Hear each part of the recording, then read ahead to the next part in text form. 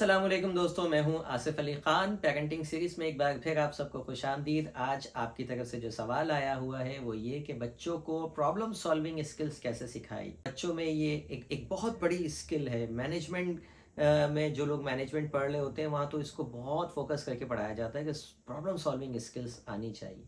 क्यों? क्योंकि ज़िंदगी में आपको पता है कि हर कदम पे कोई ना कोई प्रॉब्लम है। हर कदम पे हमें किसी ना किसी प्रॉब्लम को फेस करना है। चाहे आप कैसे भी आपके हालात हों, अच्छे हों बुरे हों, ऐसा हो नहीं सकता कि प्रॉब्लम किसी की ज़िंदगी में ना हो। प्रॉब्लम सिर्फ उस वक्त ख़त्म होती है जब हम दुनिया से चले जाते हैं। तो अब ये बहुत बड़ी स्किल हुई ना, तो अब ये स्किल हमें सिखानी है अपने बच्चों को कि बच्चे कैसे सीखें। क्योंकि तरबियत इसी का नाम है ना। हर स्किल को आपने बचपन से सिखाना होता है। ये बड़े होके हमें तो ये वर्ड बड़े होके पता चला था प्रॉब्लम सॉल्विंग स्किल भी कोई चीज़ होती है। अकेली हम तो उस जनरेशन की पैदावार हैं जब बच्चे मोहल्ले गली मोहल्लों में खेलते थे। तो हम तो वैसे ही बड़े स्ट्रीट स्मार्ट हुआ करते थे, तो प्रॉब्लम बहुत सारी सॉल्व कर लिया करते थे। आजकल के बच्चे को तो स्ट्रीट मिलती ही नहीं है ना। उसने सिर्फ आप ही के साथ ज़िंदगी गुजारनी है घर में, और फिर स्कूल में बहुत लिमिटेड सर्कल हो गया है हमारे बच्चों का। बहरहाल टॉपिक पे आते हैं, प्रॉब्लम सॉल्विंग स्किल कैसे सिखाई जाए। देखिए, बच्चा हमेशा, छोटा बच्चा आपके पास प्रॉब्लम लेके आता है। रोजाना सैकड़ों मरतबा वो आपके साथ छोटी छोटी प्रॉब्लम लेके आता है। हम क्या करते हैं, हम उसकी प्रॉब्लम को सही तरह से सुनते ही नहीं, ठीक है, और जंप कर जाते हैं सॉल्यूशन पर। ठीक है, जैसी उसने आधी बात बताई, अब हम तो बड़े हैं, हमें फौरन पूरी बात समझ में आ जाती है। तो हम फौरी तौर पर उसको सोल्यूशन बता देते हैं। अच्छा ये नहीं, ये कर लीजिए, वो कर लीजिए, वो कर लीजिए, ऐसे कर लीजिए। हम सोल्यूशन पे जंप कर जाते हैं। That is a big mistake of parenting. ये हमारी तरबियत की सबसे बड़ी गलती है। क्यों? क्योंकि बच्चे को सबसे पहले अपनी पूरी प्रॉब्लम को डिफाइन करने दें, डिस्क्राइब करने दें।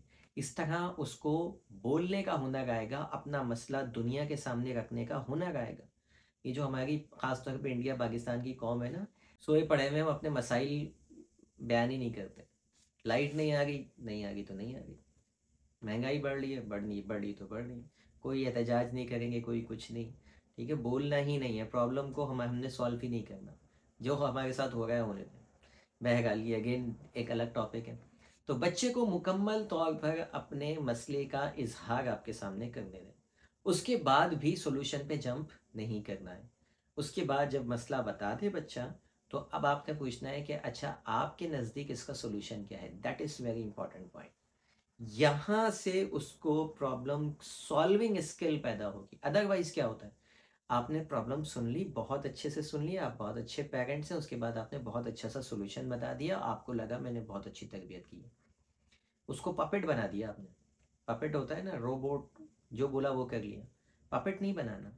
बच्चे पे अपने सॉल्यूशन उस पर नहीं थोपने कि ये कर लो वो कर लो।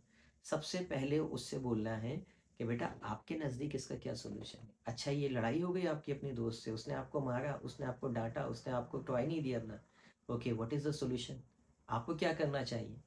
सबसे पहले उसका सॉल्यूशन यहाँ से निकल के आए। इसको कहते हैं कि वो क्रिटिकली चीज़ों को, क्रिटिकल थिंकिंग करेगा।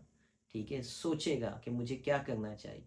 ठीक है, अपने जहन को एक्सपेंड करेगा, अपने ब्रेन को यूज़ करेगा। एक्सरसाइज भी होगी ब्रेन की।